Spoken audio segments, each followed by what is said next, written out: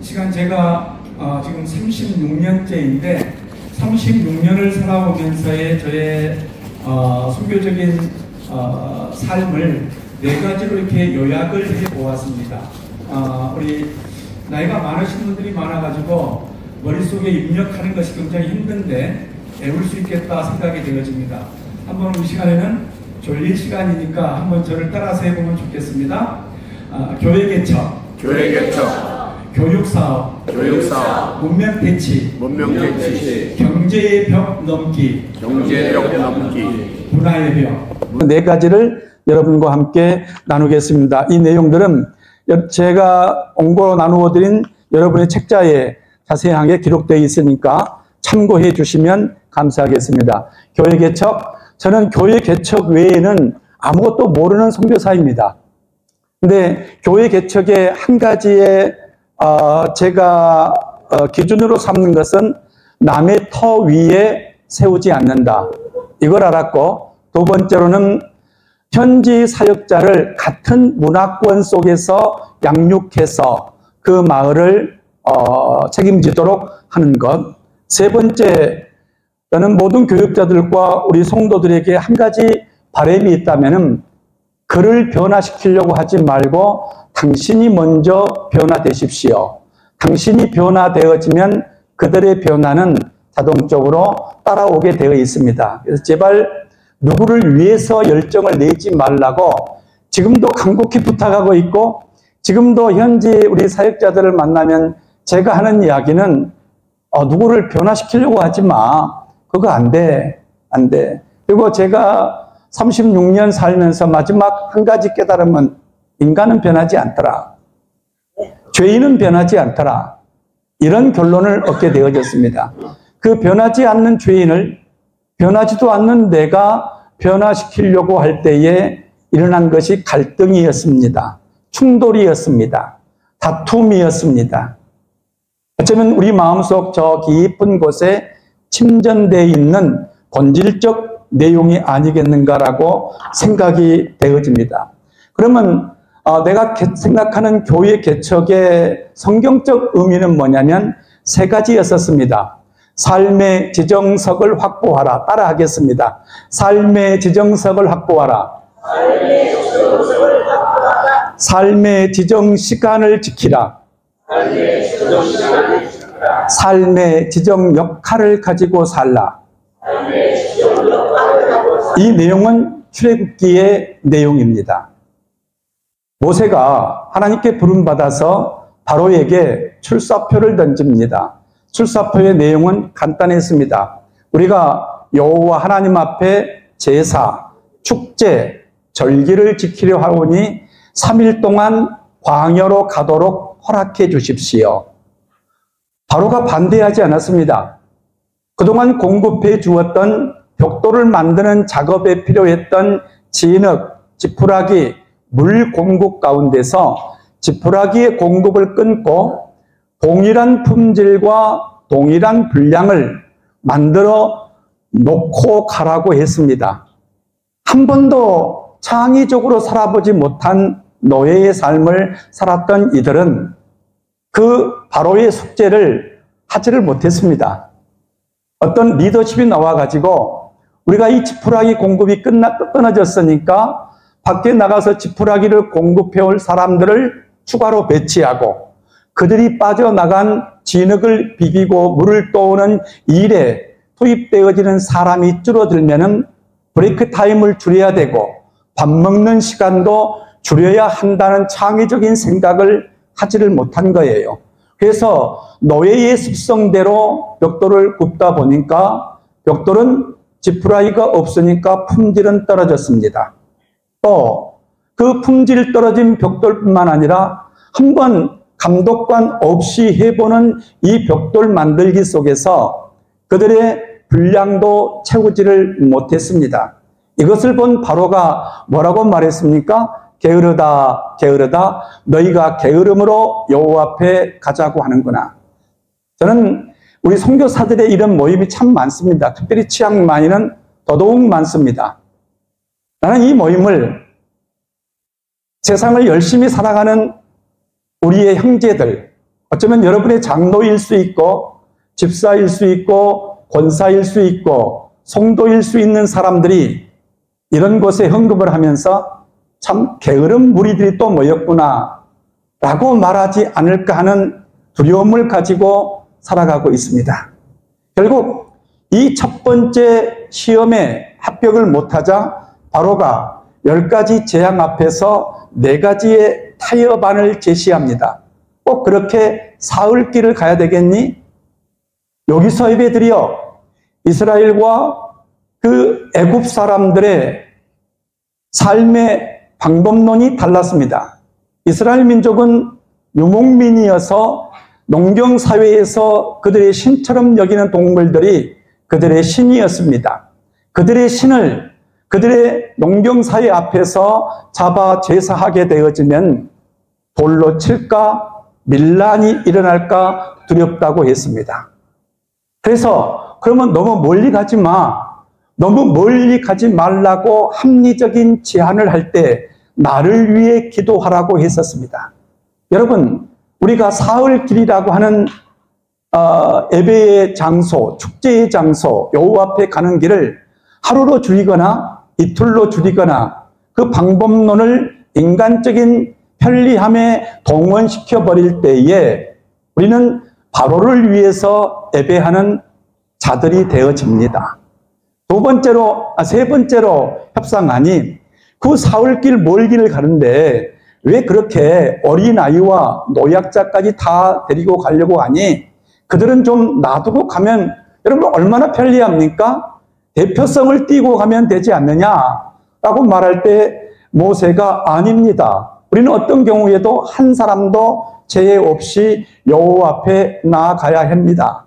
9번째 재앙이 끝나자 바로가 4번째 협상안을 제시를 하지요. 뭐라고 말했습니까? 그래 좋아 가. 그러나 너희의 소와 양과 가축, 경제권은 놔두고 가라고 말합니다.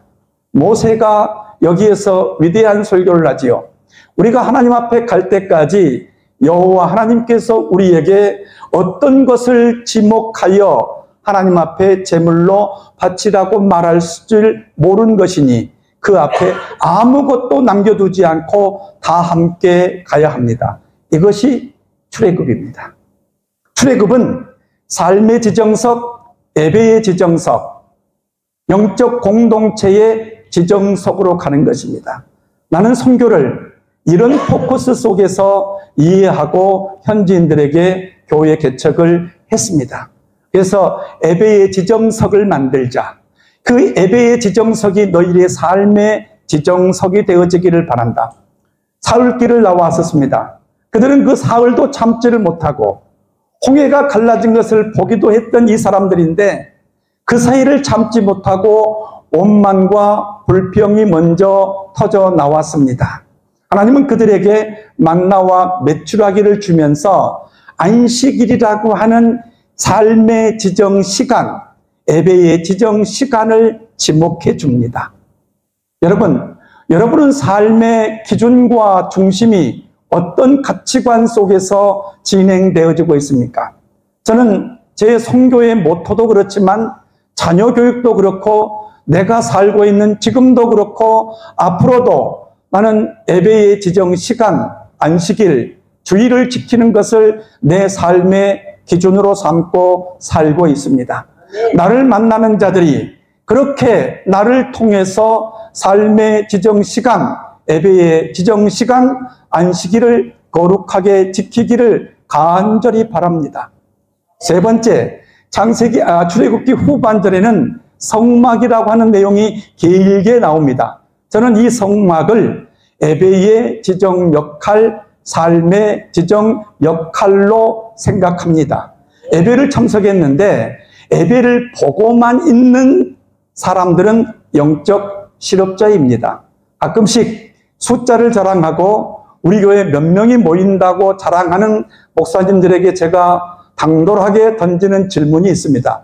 목사님의 교회가 몇만 명 모인다고 하는데 이 중에서 이 예배에 나오고 주일날 이 예배에 나왔을 때에 이 사람이 해야 할 지정 역할이 있습니까? 그 사람이 이 예배를 결석함을 통해서 그 역할의 빈 공간이 드러나는 그런 역할을 가지고 사는 사람들은 몇 명이나 됩니까? 라고 한 6만 명 모인 교회의 목사님에게 물었을 때에 부목사님을 불러서 묻는 답은 한 1,500명 정도라고 말했습니다. 제가 그분에게 이렇게 말했습니다. 그러면 58,500명은 실업자네요. 이것은 서울역 앞, 용산역 앞에 노숙자 교회와 같습니다. 이게 제가 교회 개척의 모토로 삼았던 삶의 철학들입니다. 교회 개척을 쭉 해나갔는데 갑작스레 저는 교회를 개척해서 사람들이 나와서 예배의 지정석에서 예배의 지정 시간에 지정 역할을 가지고 찬송하고 말씀을 듣고 예배를 드리면은 나는 선교가 완성되는 줄로 알았어요. 나는 그 정도로 무지했었습니다. 근데 갑자기 거기에서 내가 굉장히 당황스러운 상황을 만났습니다. 그 당황스러운 것은 첫 번째, 나의 무지였습니다. 두 번째, 내 설교를 듣는 현지인들의 무지였습니다. 나는 내가 배웠던 신학의 기준 속에서 설교를 한다고 했는데 내 어휘는 몇백 개, 지금도 몇천 개 정도의 수준 속에서 머물러 있다는 것을 알게 되어졌습니다. 내 앞에서 말씀을 듣는 사람들은 고개를 끄덕거리고 찬송을 열정적으로 불러서 다 깨달은 줄 알았는데 그들 아무것도 알아듣지를 못했습니다. 많은 숫자가 문맹이었습니다. 그를 안다고 해도 1년에 책 한 권 보지 않는 사람들이 대다수였었습니다. 이런 사람들에게 천지를 창조한 하나님과 죄인을 구원하신 하나님과 그의 사랑과 그를 기다리는 재림에 대해서 말할 때에 그들이 알아들을 수 있었겠는가? 나의 무지와 그들의 무지가 충돌했습니다. 여러분, 무지와 무지가 충돌하면 어떤 현상이 발생한 줄 아십니까? 열정이 나타납니다. 열정이 나타납니다. 근데 이 열정은 어떤 열정으로 변질되는 줄 아십니까? 솔로몬의 성전을 세우는 것을 하나님의 왕국의 완성으로 여깁니다.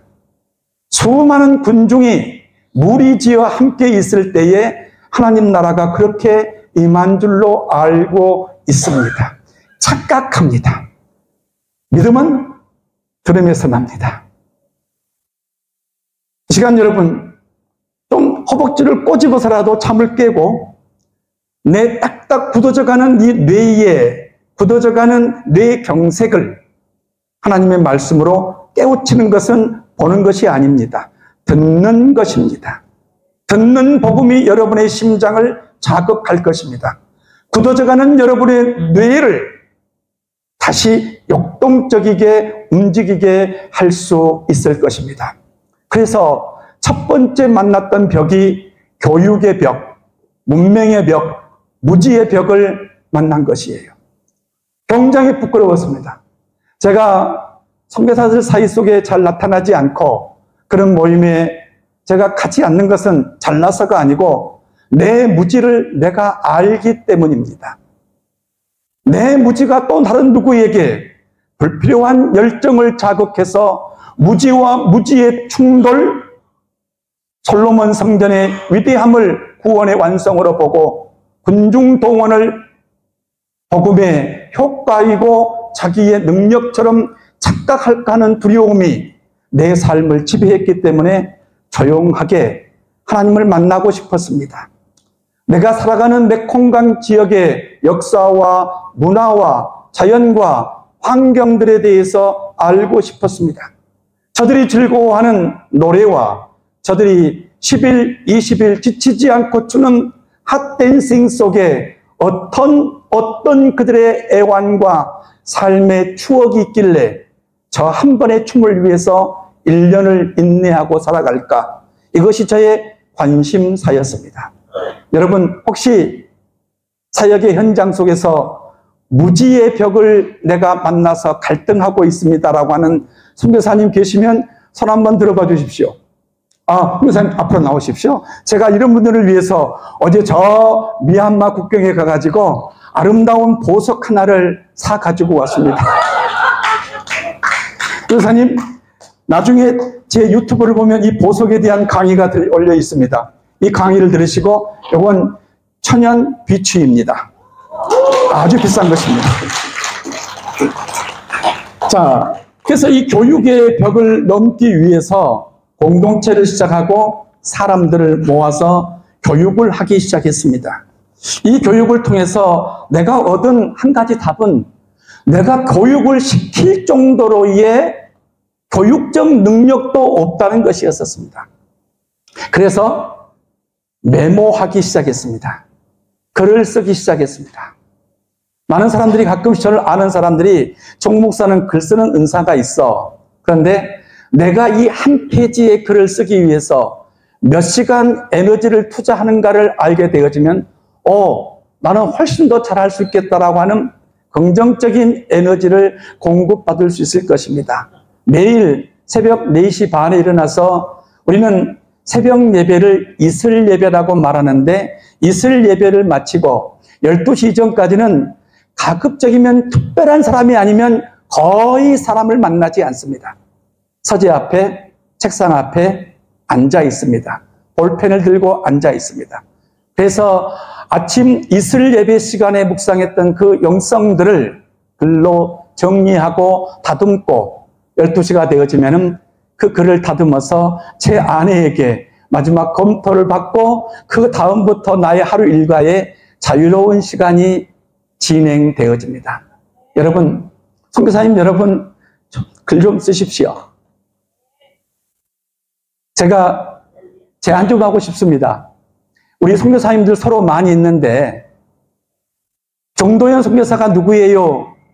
내가 그동안 외적으로 보았던 것만 가지고 이렇고 이런 사람이에요 라고 말하기보다는 그 사람을 알고 싶으면 그분이 쓴 저서가 있는데 여기에 그의 철학이 있습니다. 그분의 18번 설교가 여기에 들어있으니 그분의 18번 설교를 한번 읽어보시고 스스로 평가하시고 그의 답을 내려주십시오. 이렇게 우리가 이웃을 소개한다면, 동역자를 소개한다면 우리의 사이는 얼마나 깊어질 수 있을까요? 우리의 삶 속에 어떤 깊은 가치관이 샘솟듯 나올 수 있을까? 이런 생각을 해봅니다. 그래서 제가 자주 만나지 않지만 가끔씩 만나는 선교사님들에게는 당신의 18번 설교를 보내주시면 내가 몇 사람 모아서 책으로 꾸며가지고 여러분에게 선물로 드리겠습니다. 그거는 행여 나를 소개하고 싶다면 내 18번 설교가 있는 이 책을 읽어보시고 이 사람을 알아달라고 소개해 줄 수 있는 우리 형제, 자매, 이웃이 되십시다라고 말하고 있습니다. 여전히 나는 이 교육의 벽, 무지의 벽과 싸워가고 있습니다. 이 무지의 벽을, 교육의 벽을 현지에서 어느 정도 넘어가는 상황 속에서 아차 하고 깨달은 변화의 세 번째 벽이 있었습니다. 이 세 번째 벽이 내가 처음 여러분에게 따라하게 했는데 이 벽이 무엇인가를 말하는 사람에게는 또 하나의 선물을 준비했습니다. 세 번째 벽은 내가 뭐라고 말했었지요? 누가 말해보겠습니까? 아이고, 우리 이제, 예? 틀려도 이건 답이 괜찮아요. 예? 경제의 벽. 경제의 벽. 앞으로 나오십시오. 또 하나의 제가 예쁜 보석을 선물로 드리겠습니다. 이 보석이 네 단계를 거쳐오는데 그 아름다운 삶을 살아갈 수 있기를 바랍니다. 비치입니다. 미얀마 북부 미지나 파간에서 나오는 세계적인 비치의 하나입니다. 보석을 값으로 말하는 사람은 싸구려 인생입니다. 보석은 내 마음의 보석입니다. 내 마음을 드리는 것이에요. 세 번째, 경제적 자립의 문제를 만났습니다. 가장 힘든 것이 나는 선교사 가서 개척해서 나는 그들과 함께 사는 줄로 알았어요. 선교비라는 것을 구걸해야 된다는 생각을 한 번도 해본 적이 없었습니다. 여기에 오기 전까지는 말입니다. 그런데 어느 순간 내가 앵벌이가 되어 있다는 사실을 알게 되어졌습니다. 굉장히 슬펐습니다. 내 자녀도 아니고 내 아내도 아니고 내가 먹고 사는 것도 아닌데 누군가의 교육을 위해서 내가 앵벌이가 되었다는 것이 참 비참했습니다. 자존심 상하게 하는 성교비 몇 푼 얻은 것보다는 자립해버리자라고 경제적 자립에 도전했습니다.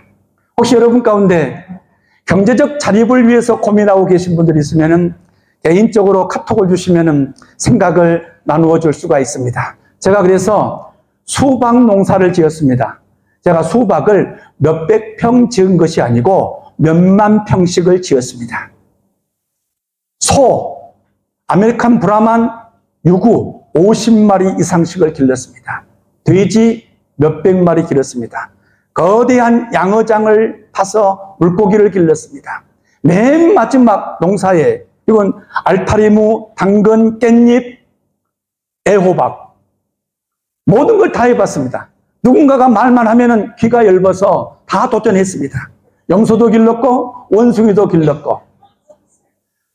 사실 이 경제적인 문제 속에서 이런 동물과 식물을 재배할 적에 제가 식물 자체의 재배에서 실패한 적은 없었습니다.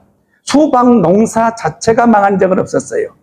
소를 길러서 소가 삐쩍 말라서 병들어 죽거나 또는 돼지가 병들어 죽거나 이렇게 한 적은 없었습니다. 내가 실패한 것은 유통이었습니다. 보석 공장 미얀마산 루비 사파이어를 기계 50대를 가지고 돌려보기도 했고 이것을 세운상가에 수출도 해보았습니다. 지금 저희 공동체에는 다 깎지 못한 보석, 찌꺼기 보석이지만 1톤 정도가 한 선교사님의 침대 밑에 그분의 건강을 지켜주고 있습니다. 기계도 남아 있습니다. 모든 것 전부 다 과정 속에서 뭔가를 창출내고 만들어냈지만 그렇다고 성공이 아니란 걸, 결국 이 돈벌이라고 하는 것은 유통과 경영 속에 있다는 것을 깨달았습니다. 제가 한국 식당도 5개 세워서 다 말아먹은 사람입니다.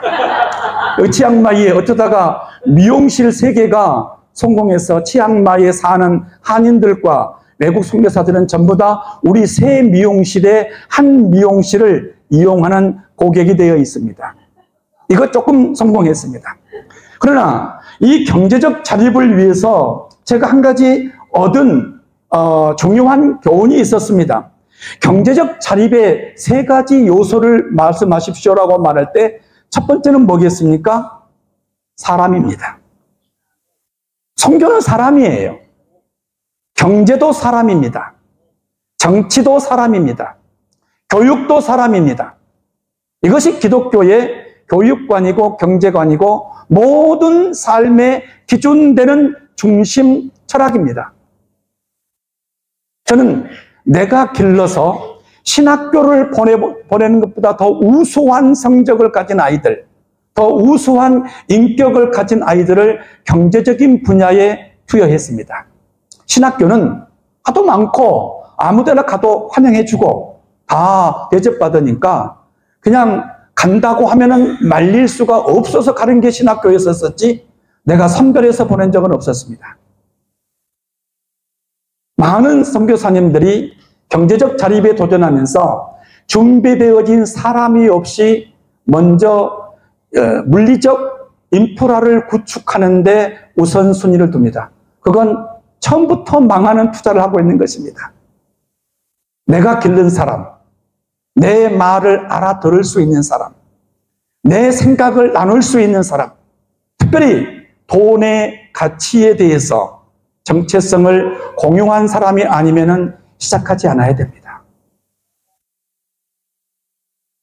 두 번째로 우리 한국 선교사님들 마음속에 굉장히 다들 어려움은 말하지만 진짜 절박함은 없습니다.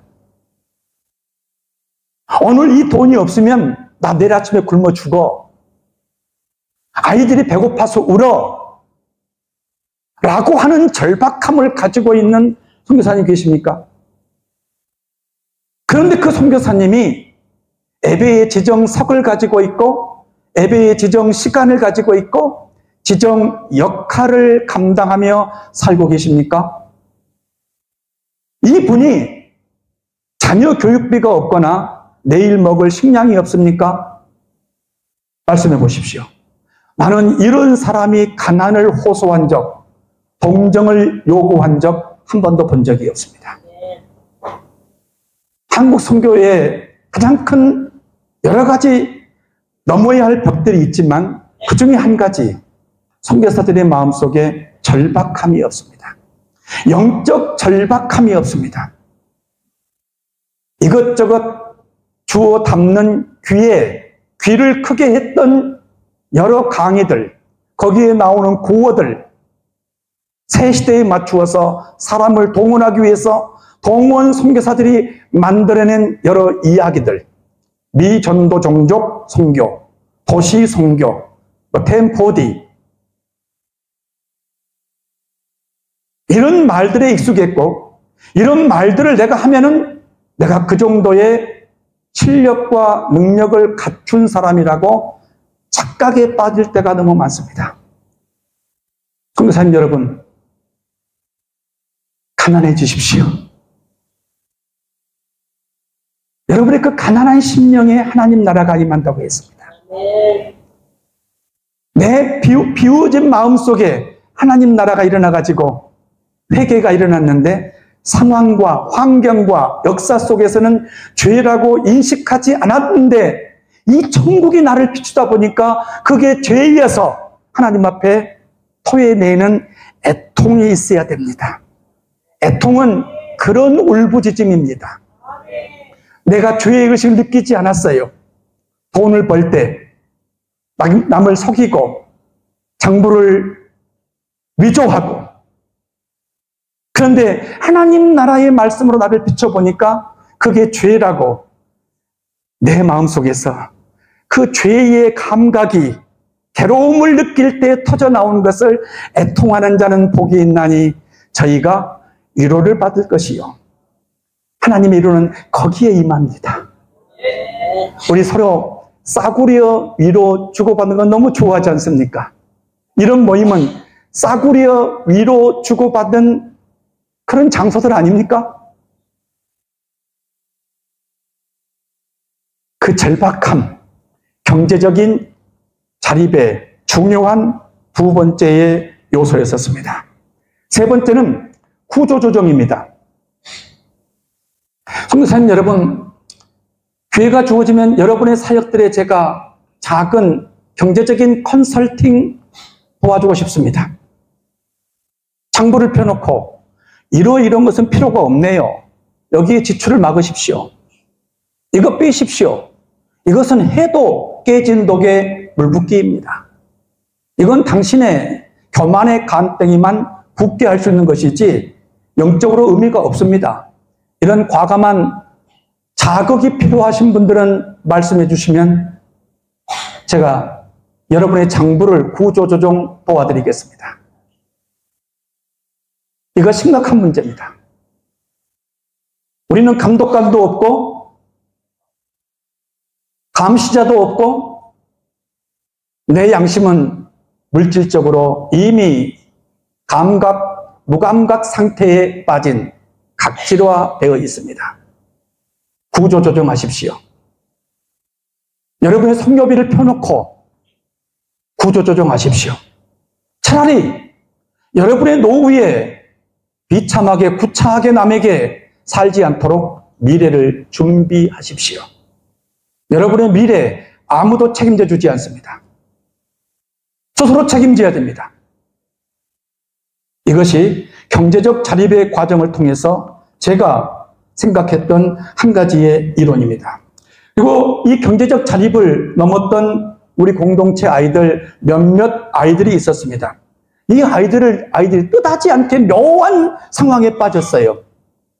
예를 들어서 하루에 5시간 일을 해야 2끼를 먹었던 상황 속에서 5시간 일하고 3끼를 먹고 잉여 식량이 남는 구조가 경제적 자립 효과 속에 나타났었습니다. 여러분, 이때 나타난 것이 타락의 사이클 속에 빠진다는 것이었습니다. 근데 이때 이 타락은 거룩과 함께 거룩의 이름으로 타락을 해요. 심각해집니다. 그 말이 무슨 말이에요? 우리의 믿음이 잉여 시간과 잉여 에너지를 거룩하게 관리할 능력이 없다는 것을 알게 되어졌습니다. 문화의 벽이었습니다. 많은 사람들이 문화의 벽 그러면은 무슨 커피숍을, 저 뒤에 우리 도한성 선교사님 부부가 계시는데 커피숍을 하고 뭐 음악을 학교를 하고 저는 그런 줄로 알았었어요. 근데 아니었었습니다. 내가 음악 학교를 생각했던 것이 굉장히 이상적이었었구나. 이상적이었었구나. 이것이 우리의 잉여 에너지를 또 다른 소위 말하면 음악이란 문화예술이라는 자극을 통해서 그 사람의 교만을 부추기는 하나의 방법론으로 도전을 했던 것이지, 이것이 잉여 시간과 잉여 에너지를 거룩하게 사용하기 위해서 도전한 것이 아니었다는 사실을 나중에 알게 되어졌어요. 우리 음악학교에서 많은 월급을 받고 살아가는 현지 아이들, 그 아이들이 그 월급을 받아가지고 생명을 위해 사용하지 못하고 잉여 시간을, 사람을, 주께서 말씀하셨지 않습니까? 불의한 재물로 친구를 사귀어라.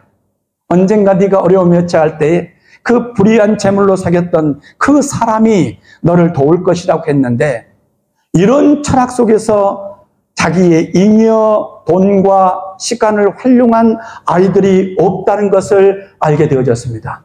그리고 정신을 차리고 기독교사, 세계사를 보니까 모든 기독교는 경제적 벽을 넘는 것을 하나님의 축복으로 여겼고, 그 경제적 벽 다음에 있는 남은 시간과 남은 에너지를 가지고 자기 교만을 쌓고 우월감을 내세우고 바리새적으로 변질되는데 사용되었지, 이것이 겸손하게 하나님의 거룩을 나타내고 하나님의 거룩을 지켜주는 시간과 에너지가 되지 못해서 기독교가 무너졌다는 사실을 알게 되어진 것입니다.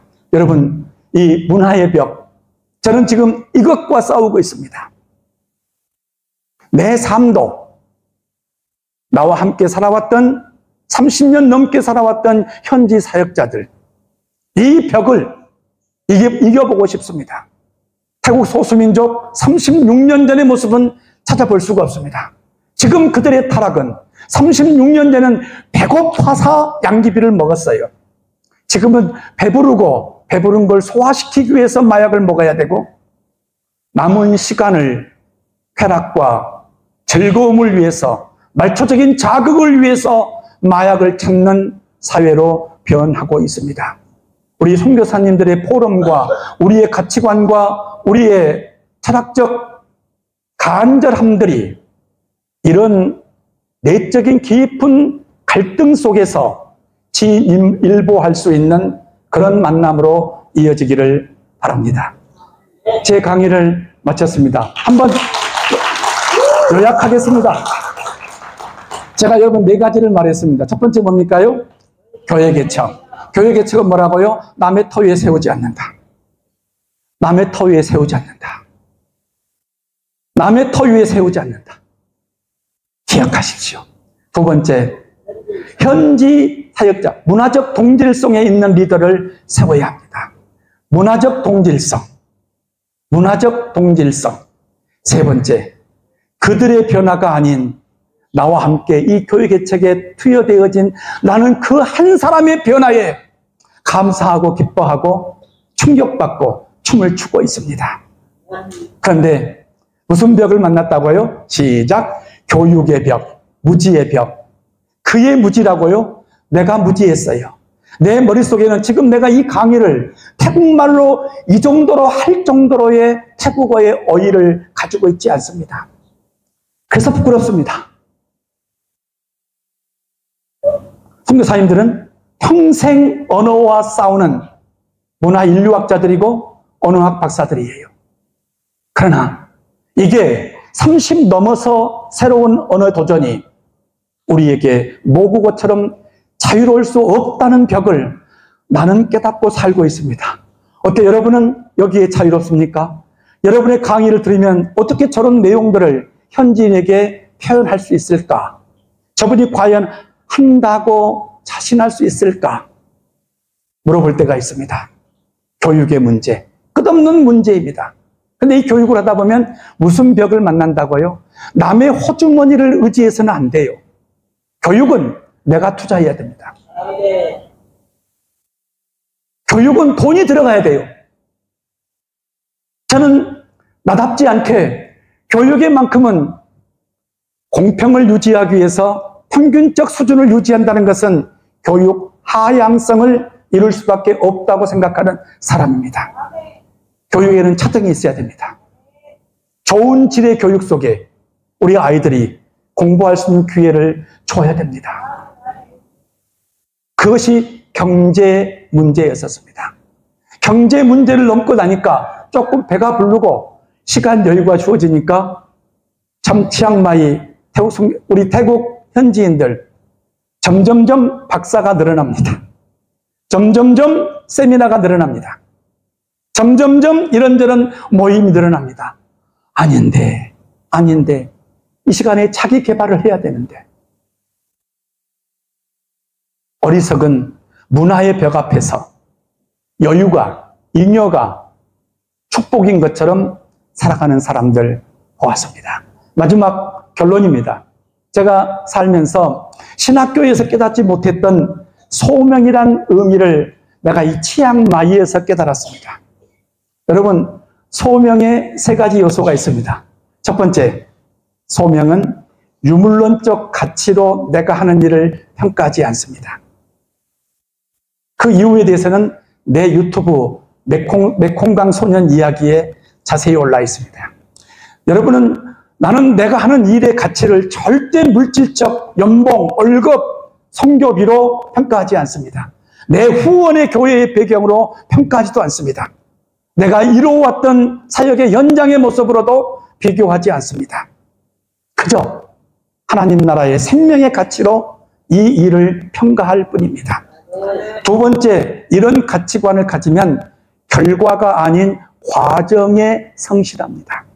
여러분, 선교사와 목사는 기도하고 말씀 보는 과정에 미친 자들이 되어져야 됩니다. 놀랍게도 말씀을 전한 내가 너무 말씀을 몰랐어요. 저는 이제서야 없기를 누군가에게 말할 정도가 되어졌습니다. 이제서야. 저는 이제서야 창세기를 누군가에게 3분, 5분, 10분 그들이 원하는 시간 안에 요약할 수 있는 정리를 했습니다. 나는 이제서야 출애굽기를 예배의 지정석, 예배의 지정시간, 예배의 지정 역할이란 3 단어로 요약할 수가 있었습니다. 나는 이제서야 율법 속에서 하나님의 긍휼을 깨달은 사람입니다. 나는 이제서야 십자가 속에서 긍휼을 이제 알았어요. 모든 성경 말씀이 긍휼을 중심으로 흐른다는 것을 이제 알았습니다. 그거는 그것을 늦게 알았던 나의 문제는 내가 불순종하라는 자였다는 것을 알게 되어졌습니다. 성경이 말하는 순종은요, 낯선 길을 가는 것이에요. 성경의 순종은 낯선 길을 가는 것입니다. 순종의 내용은 뭔지 줄 아십니까요? 아버지의 샬롬을, 아버지에게 불안을 주는 형제들에게 아버지의 샬롬을 전해주는 것이에요. 이것이 요셉의 꿈이고 요셉의 출발점이었었습니다. 3 번째, 순종은 그 순종의 꼭지점에서 다시 순종을 연장해 가는 것입니다. 순종은 낯선 길을 가는 것이다. 순종의 내용은 아버지의 샬롬을 전하는 것이다. 순종은 그의 꼭지점에서 순종을 연장해 가는 것이다.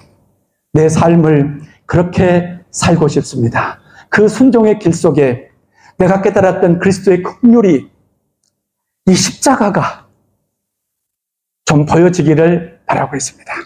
이상입니다.